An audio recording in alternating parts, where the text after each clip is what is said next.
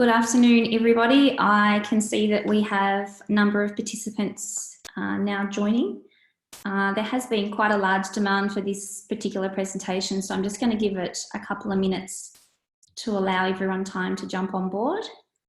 We're currently 50 participants, but I think we might head north of that quite quickly, so bear with me and we'll just give it a few moments before we get into substantive content. Hopefully you can see at the moment a slide deck on your screens ready to go. You should be able to see me, whether that's a good thing or not, I'm not sure, but we'll just hold tight for a few more minutes and wait for everyone to jump on board. This topic has been particularly popular, which is good, but also, you know, it's indicative of the times that we face. So just seeing some chat windows pop up. So bear with me as I get used to this technology as well. But it is great to have so many of you on board. And it's a topic that's going to be sensitive for most of us. And I'm cognizant that we'll have both employers and employees and people with employees and employers in their families and immediate circles. So I'll just try and keep the content as practical and as technically accurate as I can, and be mindful of the impact that this type of topics have on all of us. So that's kind of the mindset that we bring this topic to you. It's not to create panic or to push you into action, but really to give particularly employers and decision makers information to assist them in this time. Just still watching the numbers tick up there as more of you come on board. I've beaten Nick's attendance record from yesterday, so I'm not sure if that's because it's something I've done or if it's just the topic, but I'll take what I can get at this point. And we'll just sit tight again for another minute or so. Some of you are very punctual, others still dealing with technology, what it's like to work from home in some cases. So yeah, it's all got its unique challenges. Thank you for the positive words of encouragement from those of you in the web chat. You go girl, from one of my lovely clients. Thank you. Okay, we're at 85. I'm just going to hit 100 and then I'm going to kick off because I know time is precious. Some of you would rather be trying to drive sales and other strategies at this point. On that topic, I'm obviously, well, not obviously, but I am working from home. So have done all of last week and this week. So that's something new for us and for me. And I don't know if many of you have children, but certainly doing with the 2-year-old is proving to be a bit of a circus, but we're all, you know, doing what we can do, and our team's fully on board and operational, and we're very lucky to have that luxury to be able to embrace technology and do what we do remotely. And, you know, it's business as usual from that perspective for us. So we're fortunate. Okay, I'm going to kick off now. So I'll move slowly through it just to enable people that do come on board to pick up where we left off. These slides will be available on YouTube, and we'll upload the entire presentation afterwards. We'll also post it on LinkedIn, and we can email it out if we need to. Also drop us an email. I'm going to whiz through to the next slide now. In fact, it's done it for me. It's this legal sort of typical disclaimer that we have to tell you. And basically what we're saying here is everything we tell you today is general information. Hopefully you take something from it. Hopefully it's helpful, but it won't necessarily be tailored to your individual circumstances. So you can appreciate that it's quite hard for us to answer questions about individual employees and businesses and whatnot, but certainly we'll try and cover as much content as we can to enable you to go away and apply that to your business. And if you can't, if you've got more technical issues, if you need to obtain some strategic advice, obviously we're here to help you with that. But for those of you that's not an option, this gives you some tools. Okay, so this slide just basically starts off with acknowledging that there is no doubt that COVID-19 will have a significant impact on workforces for pretty much everybody. you will all be aware, those of you in business, that you can spend a significant amount of your revenue on salaries and wages. It can be 40 to 80% depending on your industry. Thinking about hospitality and retail and our friends in those spaces, often wages are the greatest operational expense that you will have up there with rent. So we are mindful in what we do that this virus will end, and you as business owners and employees will all still need to be there at the end of this situation to be able to trade. And for that perspective, we're telling our clients to be really mindful about any decisions you make that are permanent, because the reality is you will need employees there, and employees will need employers when this is all over. So let's just be mindful and slow down and assess and take decisions carefully. Remember, some of the measures that we explore in this slideshow may not work for your business. There's no one size fits all solution, and you just need to think about how you can utilise some or all, or if you really need to utilise these options that are available to you, because getting it wrong can open you up to a claim and a penalty now or in the future when things resume to normality. So you do need to get it right. And as I mentioned before, for those of you just jumping on board now, this is general advice. It's not specific to your business necessarily. I will try and answer questions perhaps at the end, but those questions will need to be more high level and not too specific, because it's just too hard without us knowing more. But chat to us offline, definitely. I'm going to skip ahead a slide now, and I'm going to talk about the first thing that people do in these situations where they have a downturn in their business, and how they may try and save some overheads in terms of wages. The first and most obvious cut that people look to make is to casual workforce, which is sad because often they're students and people who are on a very minimal wage. But I guess from an employer perspective, generally speaking, casual workers are not guaranteed hours or wages. So it makes sense that if you have a large casual workforce, or even a small number of casuals as well as permanents, that casuals are going to probably be the people who may lose their jobs first, which is really unfortunate, or may be subjected to reduced hours or shifts. Now, the starting position is that casuals are not guaranteed any regular work, but you also do need to be mindful that there are some casual workers who are regularly and systematically engaged in your business, who may therefore have an ability to claim a reliance on regular hours. So it's very difficult to determine, without sounding like a lawyer, what is a regular and systematic engagement. But what we're talking about here is Mary, who's worked 3 days a week, 9 to 5, the past 5 years, every single week, apart from when she takes holidays. It could be argued that Mary has an expectation that those hours are regular, and if they suddenly cease, that she may be able to bring an unfair dismissal claim.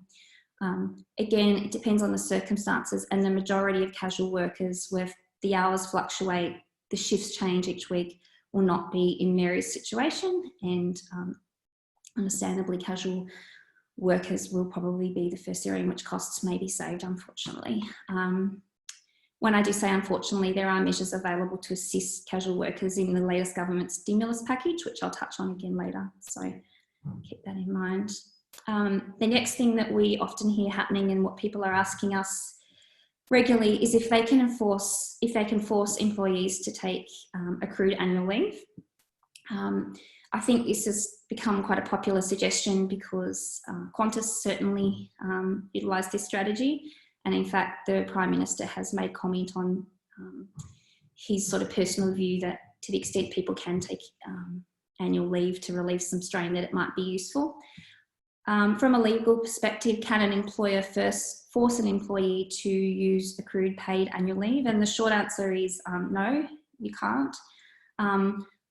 But what you can do is work with your employees, be upfront, be honest about the situation you're in. And if there is somebody with accrued annual leave and you're deciding whether to let that person go or try and keep them on and try and write it out while you come up with solutions, then by all means, please sit down with your employees and suggest that you reach an agreement to use some annual leave. There is absolutely no point, in my opinion, of an employee holding on to annual leave if there's no job to come back to. That just doesn't make sense to me. So I think to the extent that everyone can pitch in to use some leave, if that's going to make a difference, do it. Please do.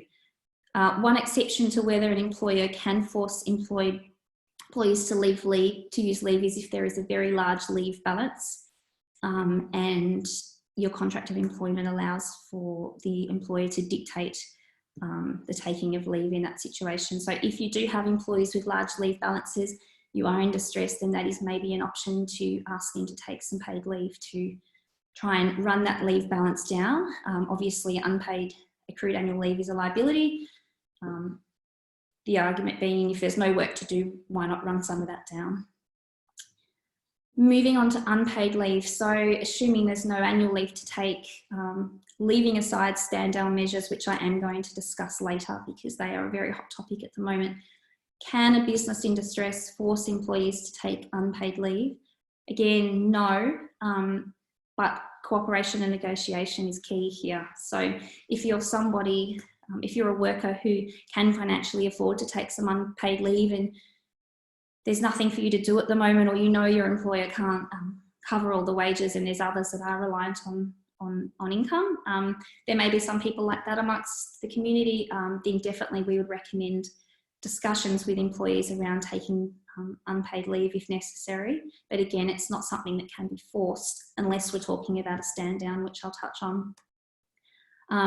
I will make a special point of noting that unpaid leave may impact on an employee's ability to claim government benefits. So I'll touch on this on the next slide, which I'll just flick over to. I'm just going to check into to see if we've got any Q&A popping up. Not yet, so let's kind of keep the questions to the end unless anyone has any burning issues. I skipped ahead there.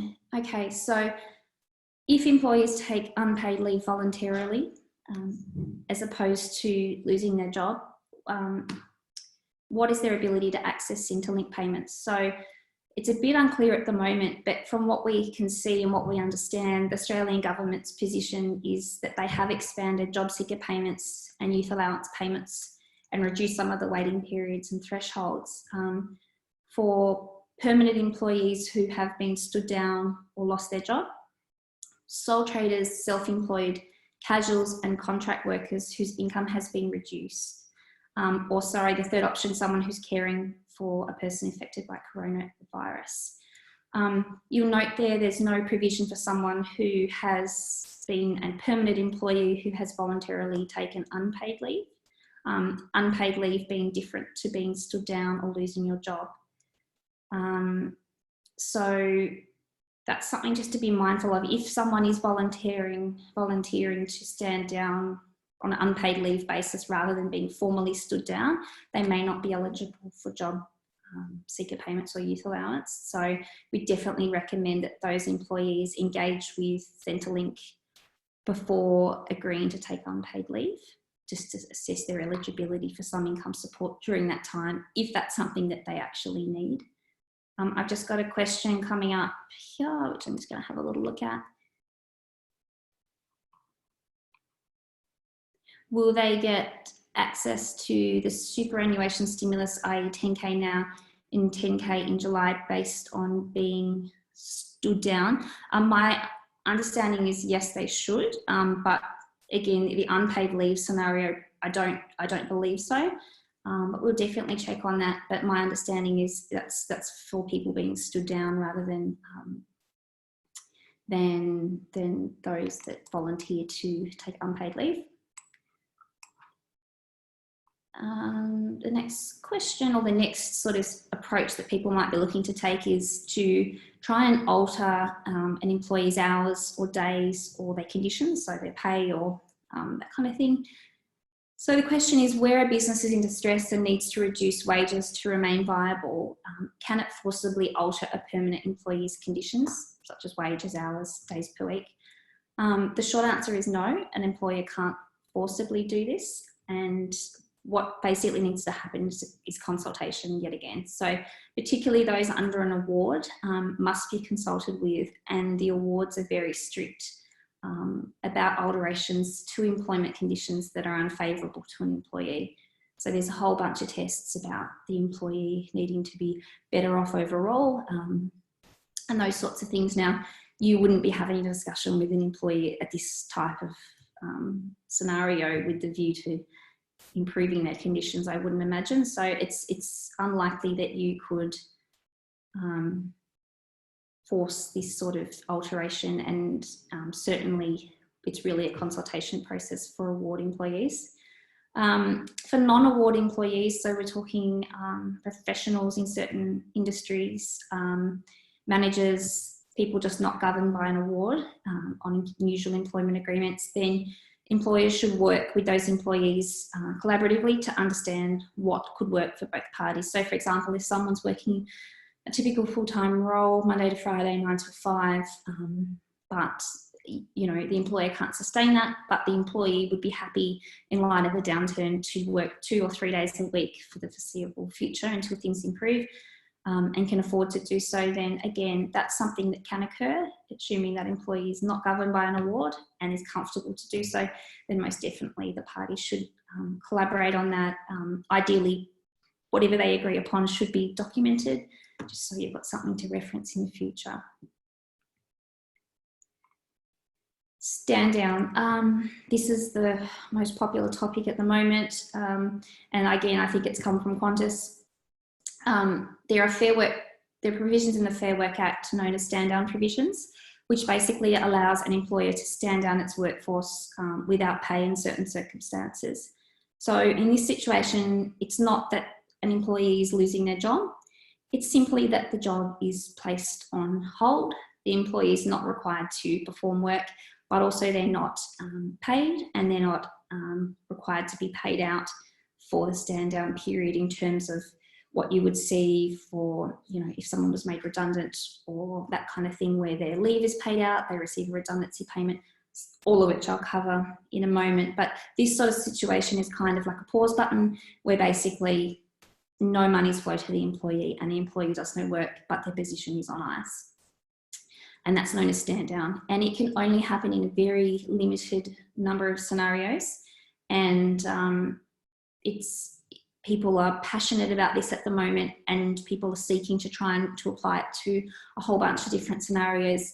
And every single day the government comes out with more commentary on this topic, and it's likely that stand down provisions may be stretched a little to accommodate what's happening at the moment.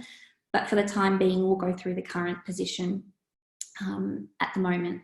So I can also just note that I can see a bunch of questions coming in, which I will touch on at the end, I think, because there's just quite a number of them. So to the extent that I can, I'll touch on them at the moment, at the end. I'm not ignoring you.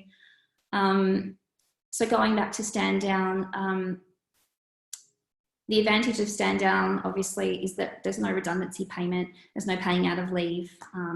So from an employer's perspective, it's a very cost-effective way to stop the bleeding from a wages perspective. Is stand down something that can be selectively done across the workforce? Yes. Again, I'll take the Qantas example. Its entire workforce was not stood down, but certain people were. And I'll explain why certain people were and certain people weren't in a moment. But basically, in order to access a stand down provision legitimately, an employer must be able to demonstrate, firstly, that there is a stoppage of work. We'll talk about what that means. And that employee that they intend to step down cannot be usefully redeployed within your business. So that doesn't mean doing what they normally do. That means thinking outside of the box. Is there something else this person can do within our business? For example, an airline hostess might be able to field calls in the call centre or man the counters for Qantas. That's something they would have had to go through to see how they can repurpose and redeploy before they get to the point of standing down. And the cause of the stoppage of work must be something that the employer cannot reasonably be held responsible for. So again, I'll use the Qantas example. It was entirely out of their control that there was a pandemic, but more importantly, that airlines and airports were subject to restrictions in terms of quarantining passengers, in terms of state-by-state closures, in terms of international travel restrictions. All of those measures were government measures taken out of their hands. And so as a result, if airports are closed, if people can't travel aside from essential travel, then they can't fly airlines back and forth with no one on board. So they were forced to stop work effectively, and they were then forced to look at who they could redeploy and who was unable to be redeployed and therefore stood down. I'm going to skip to the next page now. Must make it really clear that standing down is not something that's just allowed because your business is in downturn. That's more where you look to redundancy. It really has to be satisfying each of those criteria. Again, some more examples of where stand down might be utilised, where the government directs your business to close and you have no ability to work from anywhere else. So if I'm a restaurant and I have no takeaway ability whatsoever, and I have nowhere else for my restaurant staff to go, then it's likely that I could access the stand down provisions. But again, whether I can offer takeaway or some other service would come into it. Whether I had a head office, these people could be redeployed, would need to be assessed. But the starting provision is there's some sort of activity that prevents me from doing what I do in my business. And again, it needs to be beyond your control. Another example is if a large amount of your workforce becomes in quarantine or ill, such that your business cannot continue, that would be another situation where stand down might be appropriate. Or inability to get key components or parts, for example. I put an example there that a manufacturer of copper pipes that can't get copper because all the mines shut. Again, this hasn't happened, it's a hypothetical example. If they can't get copper from anywhere else and there's nothing else they can manufacture in, obviously they would need to stand down some of their workforce. Now, caution really needs to be taken with stand down because people downstream from directly impacted businesses that rely on those businesses are trying to access the stand down provisions at the moment. What I'm talking about in this situation is if I'm a supplier of treadmills to the gyms and I get a lot of revenue from those gym sales and the gyms are now closed, can I access the stand down provisions? Well, if I'm still getting sales from private consumers who are now buying treadmills to work out from home, and I can redeploy those people that went out and sold to the gyms into selling to private individuals or on my online business, then it's unlikely I could stand down my entire workforce in that situation because I've still got services to offer and I've still got a business, albeit one in downturn, albeit one that's hurt financially.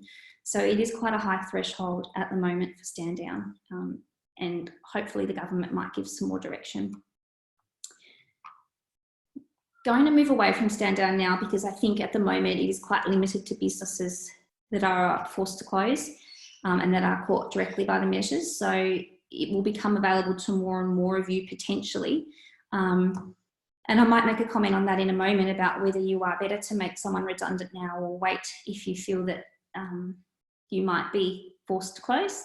We'll talk about that in a moment. But the next thing I wanted to touch on is redundancy. So where you can't access stand down provisions, where your business is not financially viable in the current climate, where you've exhausted all the other options of leave, unpaid leave, annual leave, all those sorts of things, altering hours. You've done what you can, but despite that, you've got no option but to make some changes. Redundancy is an option available to you. Now, a redundancy must still be genuine, even in this situation where you are under distress and the industry is generally in distress. It must be genuine. Otherwise, you're going to open yourself up to an unfair dismissal claim at a later date. For a dismissal to be a genuine redundancy, it must be able to be shown that that employee is no longer required to perform their role and that there's nothing else that that employee could do within the business. So you've assessed what they do at the moment. Is there anything else they could do? It can't be that you just want to find someone cheaper to do that same role. That role must no longer be available. That's what redundancy is. The role of X is no longer available. And you must be careful to comply with any obligations under any awards regarding redundancy and under your employment contracts as well, to consult with employees as well about what else could you do within our business. We've tried to find other avenues for you, but there isn't anything. So that's kind of redundancy in a nutshell. Before you do make any employee redundant, make sure you've considered whether there's everything else they could do, if there's any other options available. Keeping in mind redundancy is expensive quite often, particularly if an employee has been employed for some time or is on a higher wage. Then redundancy can be a little bit expensive. There are calculators available on the Fair Work website, and also have a look at your employment agreements, but it generally depends on years of service, and it can add up if wages are high, so keep that in mind. And redundancy pay will be in addition to the normal notice provisions in your employment contracts. So if you're required to give 4 weeks notice to somebody to end their employment, it's going to be that 4 weeks notice plus the redundancy pay. So also on top of that, accrued annual leave would be paid out as well. So factor that in, run some calculations if that's something you are considering, to make sure whether you can actually meet that payment as well. I think I might just pause at this point and just have a look at some of these questions that are banking up, because my next slide is really on what happens when employees work from home. So I'll just have a quick look and see what questions are coming in. And if people have any others they want to add to, please jump them in the Q&A now, and I'll just have a look through. There's a few there already, so if you've got any others, by all means add them in now. And while you do that, oh, there's another chat there. Yep. Okay, that's fine. So I'm going to jump ahead just quickly to working from home and what that means. First of all, can you direct your employees to work from home? Generally, yes. Most employees can be required to work from home. Most agreements will allow for this, but just check if there's any specific awards or enterprise agreements that have commentary on that before you direct them to. Chat with your employees about it as well, because make sure they've got somewhere safe to work, they've got equipment that they need, and they're comfortable to do so. Do employers have a duty of care to protect employees from COVID-19 is another question we're asked, and the answer is yes. Like any occupational health and safety risk, employers have a primary duty of care to try and make sure employees are safe when doing what they're doing. So if you're in the front line, if you're dealing with the public at the moment, then you need to make sure that the measures you have in place to protect your employees are reasonable, that you're following government guidelines, that you're staying abreast of the latest updates and directions, and you're communicating constantly with employees. So not only is that reassuring to your staff, but to any end consumers coming in contact with your staff, let them know what you're doing, let them know your safety hygiene practices. That way you'll encourage people to continue coming to your business, and you'll make your employees feel more confident about continuing to do what they do. I've covered that one. Tips from working from home. I've covered some tips from working from home there about what you should do. Try and be contactable with employees, ensure that they can work. If they're unwell, they need to tell you, because then you're looking at using sick leave rather than normal, normal paid work. So it's important that you're maintaining records, you're communicating, you're understanding what the employee is doing in the same way you would in the workspace. And I guess from a non-legal perspective, going into week 2 of working from home in somewhat isolation, it's so important to keep in touch with people, even if you're busy trying to make use of Google Hangouts and Skype and whatever it is that you use to stay connected, and sharing a laugh or a meme or whatnot, just to boost morale, because there's no doubt that this time is mentally draining for everybody, but particularly from people that are isolated at home and aren't used to being isolated. It's tough. Just having a look at some of these questions. Okay. All right, so there's about 10 questions there. Mindful of time, but I think what we can do, I was just going to touch on, tomorrow we're going to do another presentation, I believe, on leasing and impact of rents and strategies for trying to reduce rent, because that's obviously a burning issue at the moment as well, and I'm mindful of how to tackle that bit.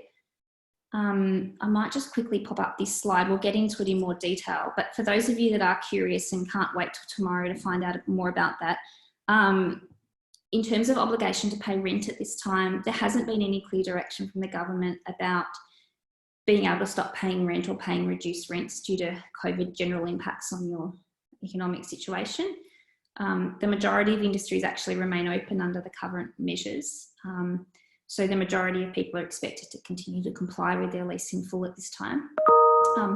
With the exception, obviously, of restaurants, cinemas, gyms, pubs, clubs, places of worship where they can't lawfully trade, then that's a different situation.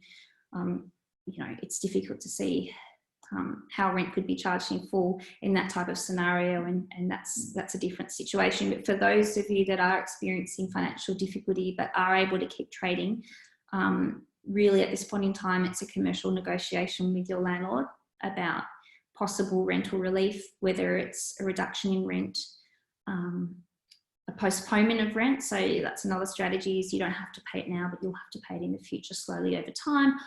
Or perhaps it's simply allowing you to stop trading now if it's just simply not viable for you to do so without being evicted or served with a breach notice. But it's really, at this point, I can't stress enough, a commercial decision and a commercial negotiation. And if you are in financial distress, don't leave it it's too late. Have the discussion with your landlord now. They'll be expecting it.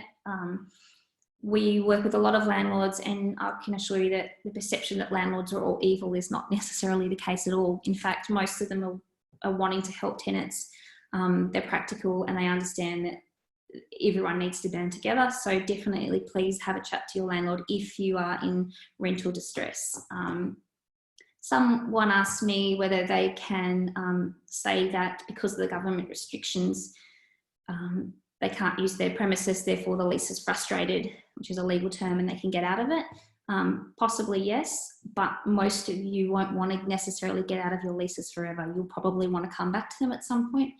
So keep in mind that sort of argument might in fact mean that you lose your lease. So it's best, in our opinion at this point, to negotiate. And if you're not comfortable doing that, ask for help.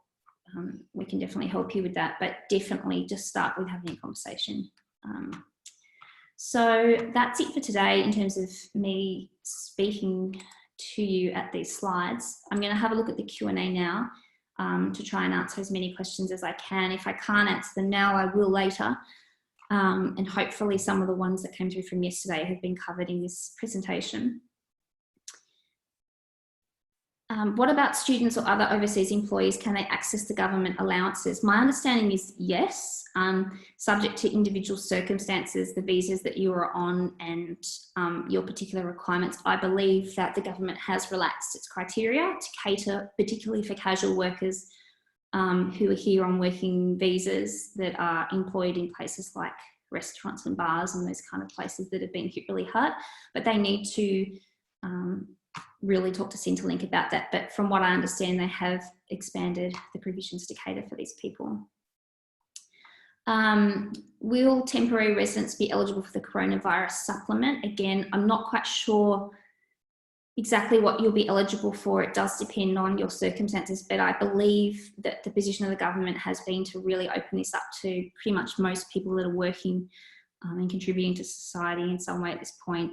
The idea is to support those people. You've got really nowhere to go otherwise. So I think the answer is probably, but you just need to again check based on your circumstances. Another question here is that sometimes would an employee be better off actually being stood down rather than taking unpaid leave?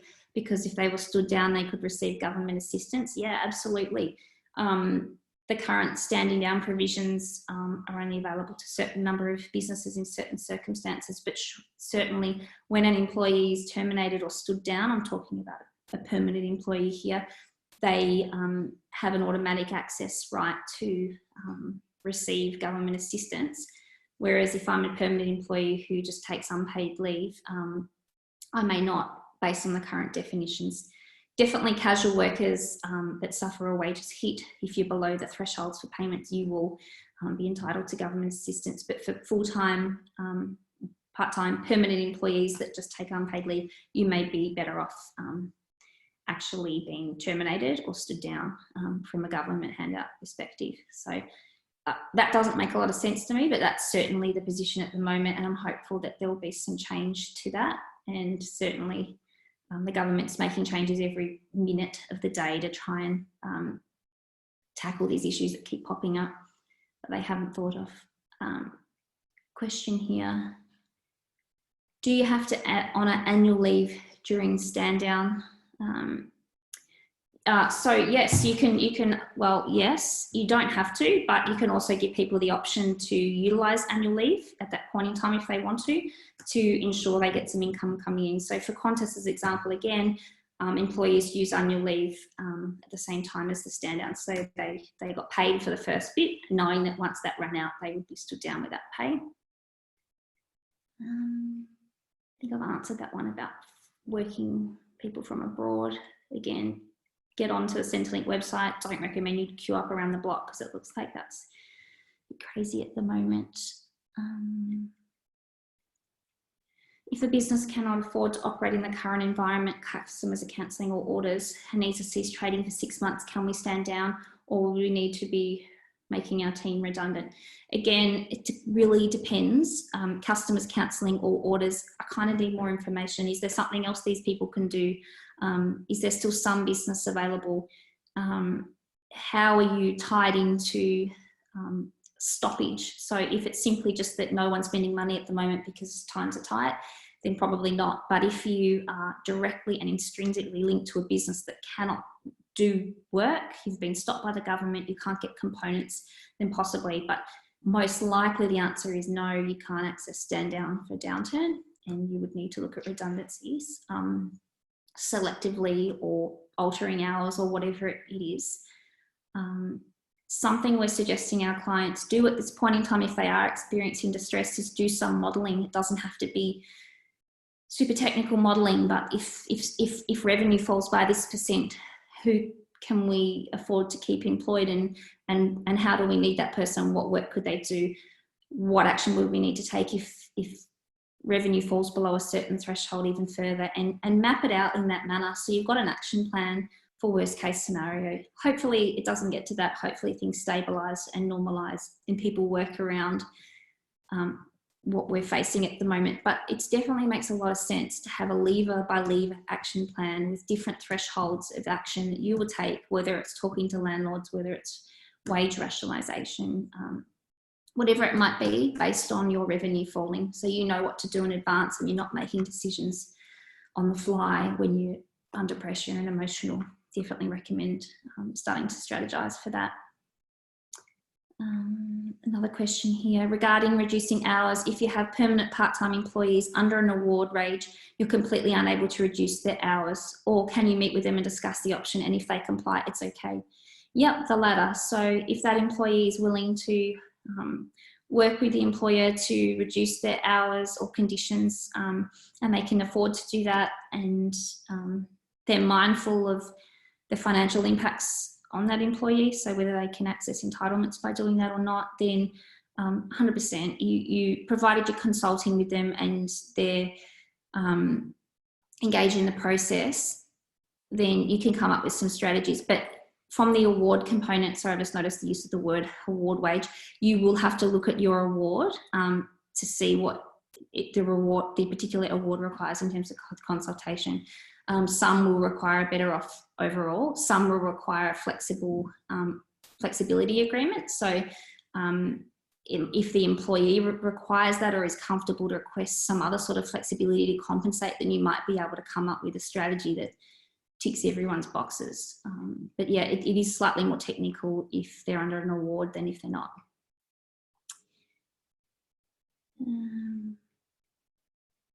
Someone's asked the same sort of question here about tinkering with award employment, where a contract was a temporary contract. Can we issue a new contract now that has less hours? Again, possibly, but we'd need to have a look at what's been communicated to that employee in terms of promises regarding hours and commitments and that kind of thing. But certainly if someone's on a fixed term contract or it's already been flagged with them that they would be moving to a different contract, then you're more likely to be able to make changes in that scenario. Another question, there's some good ones here. Are we eligible to stand down and close business doors due to social distance rule of one person every 4 square metres, even though we're not included on the closure list yet? That's a really good question. what it's meant to be, what that rule is meant to do is require you as an operator to work within those boundaries. So if you had a restaurant, to space tables out or to separate people as much as you could possibly do so. So limiting patron numbers at any one time. So if you can't do that, I can't see a situation where you really can't do that unless it's Bondi Beach, but generally most people probably can work with the 1 person every 4 metres style restriction, and most people can work around the 1.5 metres sort of personal rule, and keeping in mind that you can be creative in those rules. So I don't think they're going to be enough at this point to trigger the stand down. For example, if you're in an industry that requires close personal contact, whether it's a dentist or hairdresser or whatnot, you know, you can certainly do your treatment, and then while the hair dye develops or while the dentistry things do what they do, you can step away and come back and try not to be in close physical contact. But certainly I'm not sure that you could just use stand down based on having a whole bunch of people in your premises. I think you'd be expected to try and limit numbers where possible. If we stand employees down, can we then engage them on an hourly basis until we're in a position to take them back on full time? Yeah, I don't see why not, but you just need to be careful, because one of the requirements of stand down is that there's nothing that they can do in your business at all. So it might be a little bit hard to satisfy that box if, say, Michael is no longer required and he's stood down and I've ticked all the requirements, but then tomorrow Michael's back in the business performing work. That might trigger a few questions, but certainly if it was made with a genuine intent to stand down and satisfying that criteria at the time, but as things picked up, Michael could be reutilised on a casual basis, then I think that's a sensible and appropriate use of stand down, but certainly not standing down with a view of then re-engaging the next day. I don't think is what it's about. There's a question here regarding early access to superannuation and the evidence requirement that is needed to satisfy for early access to super in terms of what you actually have to supply. I don't have the answer to that in front of me. I'd imagine it would be available on the Fair Work website. I'll try and get that information and add it if I can, but I think you'll have to check on the government website in their stimulus measures to understand what you actually have to supply to show early access is justified. How do we confirm if we meet the criteria for being able to stand down employees on no pay? You need to make that assessment based on whether you can show that you have had an interruption to your business beyond your control that's caused a stoppage of work, and there's nothing else for those employees to do within your business. You're going to have to make those tests based on your knowledge of your business and your circumstances. We can certainly help you with that analysis. And if you are considering standing people down, I'd be cautious about making that call without some sort of assistance from an expert, not spruiking my own services, but stand down is a serious thing, because as you can imagine, you're not paying people and you're just stopping their income. So you want to make sure you get it right. Otherwise you'll have unfair dismissal claims from doing so. So please make sure you get stand down right. Likewise, when you're calculating redundancies and you're doing redundancies, make sure you're following the processes that we've outlined and the Fair Work calculators. To confirm, if employees need to stand down, do they get access to New Start allowance? Yes, probably. So that's what the government's saying. If you are stood down, contact us. Even if you previously weren't eligible, you may be eligible now as a result of being stood down. And I understand that waiting periods don't necessarily apply. And I don't believe asset tests are applied either. But obviously, if you're getting income from other sources, that will still be considered, is my understanding. So if I'm stood down without pay, but I'm still getting income from my rental property, I believe that might be taken into account. But generally speaking, yes, you will get access to New Start if you're stood down.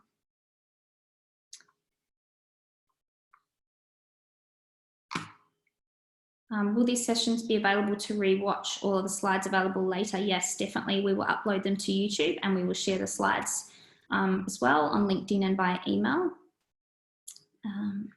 Another question here again around a frustrated lease, whereby it's in a commercial shopping centre site for a retailer, whether they could argue their lease has been frustrated. So there are arguments around frustration you can make when the shopping centre is, for example, closed, or you're not permitted to trade if you're subject to an exemption, which is not the case for most retailers as yet. But if and when retail were to be restricted and you could not operate from that site, then you could argue that the lease has been frustrated potentially and terminate that lease. Now, when a lease is terminated and frustrated, it's brought to an end. So your right to occupy will end as well. Again, be careful throwing around frustration arguments, and be careful stopping trade entirely and shutting your doors and walking away if that's where you're at. Just be mindful about doing that without engaging with your landlord, because most of you will have bank guarantees. Some of you will have personal guarantees. And if you can negotiate an outcome with your landlord to abate or reduce your rental obligations without simply abandoning or arguing frustration, I'd highly recommend it, because for the points mentioned before, you may have personal guarantees or bank guarantees, and I don't imagine anyone wants to lose those things or open up for a claim. There are some specific questions here about government stimulus and evidence required again, and specific things regarding stimulus eligibility. So yesterday we covered stimulus in more detail, and I can show you, we'll reshare those slides again. But I will take some of those questions offline about eligibility, just because I think I also need to look at those evidencing requirements. So we'll take those offline and on notice and come back to you on those points. In the meantime, have a look at the government stimulus sites for details on evidencing and access to stimulus. If an employee is stood down, work picks up 6 months down the track, but there's still no role for the stood down employee, is there a requirement for redundancy payment at this point? That's a really good question. So it depends again on the work that's picked up. So if I'm trying to think of an industry that doesn't offend somebody, but let's just say Michael is stood down. There's nothing else he can do within the business. He has a really niche set of skills. He's stood down, there's no demand. Demand then picks up. If Michael's skills are used, or can be used at that point, and you're thinking about going to hire someone else for that role, then I would be nervous about that. I would think at that point in time that you should be re-engaging with Michael. If there's a job that Michael could do that matches his skill set and you're seeking to engage somebody else, then I think that might raise some questions. But if there's still no role for that person, then they would continue to be stood down. If you're hiring for other roles that they can't do, then they could remain in stand down. Hopefully that answers that question. Sorry, I'm just scrolling through.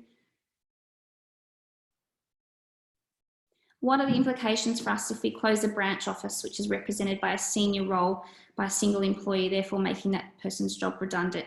Then we either re-employ that employee for a more junior role or recruit somebody else if that person refuses to do the job offer. So if you're making someone redundant and then you offer them a more junior role, or if you present to them a more junior role, you just need to be careful that you're not purely doing that to cost save. If it's a different role that you're offering on a slightly lower pay and you're not going to require them to perform at that senior level that they were previously at, then offering them that alternative role is reasonable. And if they don't accept it, then you should be able to recruit another person to genuinely perform that role.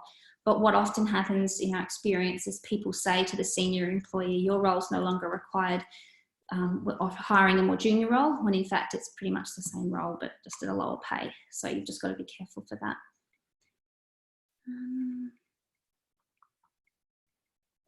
So there's another question regarding the stimulus for PAYG. If the payment is the payment that's coming in going to pay off the PAYG liability first, or is it coming back as a refund? And what happens to the PAYG liability? What happens? Okay, so first of all, my understanding, and really Nick's the expert and covered this yesterday, but I'll have a crack at it, is I believe that it's coming back as a refund, and I believe that liability sits there. Could be corrected, but I believe that it's coming back for the purpose of assisting with cash flow at this time. But again, I'll clarify that with my colleagues and we'll try and answer that question. Last but not least, if you stand everyone down, do you have to bring everyone back at the same time? Can you bring them back drip by drip or on reduced hours. Can you bring some back but not others? Yes, you can bring some back but not others.